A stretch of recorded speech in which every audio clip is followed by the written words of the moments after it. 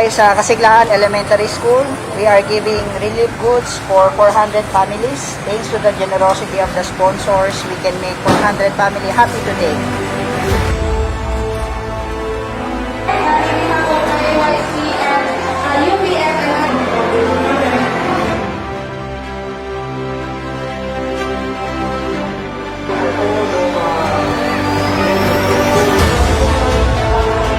This is one of the place that was greatly affected by the typhoon, the recent typhoon Ulysses. So we are here to do service project. We had actually feeding program today, and we distributed food packs for families. So today we have about 400 families who could receive the food packs, and we are truly grateful to our beloved true parents, our beloved true mother, for all this support. So together with our Universal Peace Federation, Family Federation, and IAYSP, we could be able to conduct this program. And what's good, the Vice Governor of the province came, and he was very, very grateful to our beloved true parents, our beloved true mother, for this great support.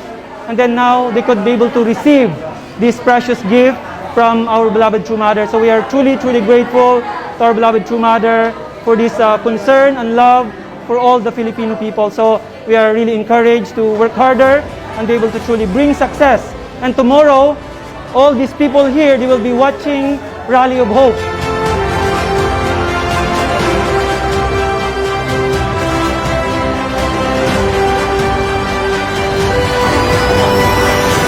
As of this time, people here, they still need more support so that they can move on. There are so many, their house is devastated.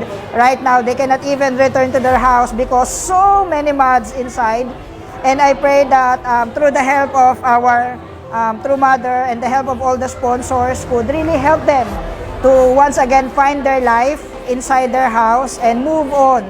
And for the economy of this community as well, I hope and pray that they could find more hope and courage. I'm so happy.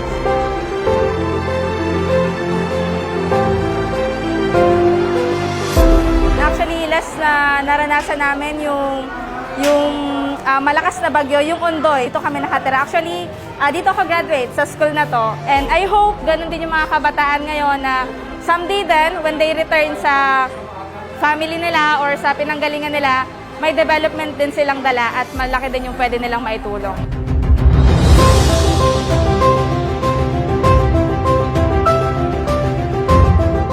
Ang araw o baka linggo pa po ang bibilangin po namin dahil ang lugar pa po nila ay ang bahay nila putik pa rin.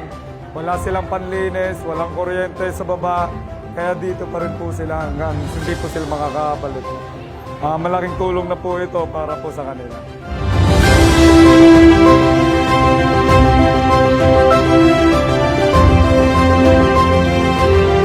So thank you very much for all your prayers, for all your love, and we are going to work hard to be able to make this nation support our true mother's wish and desire. So thank you so much from the bottom of our hearts.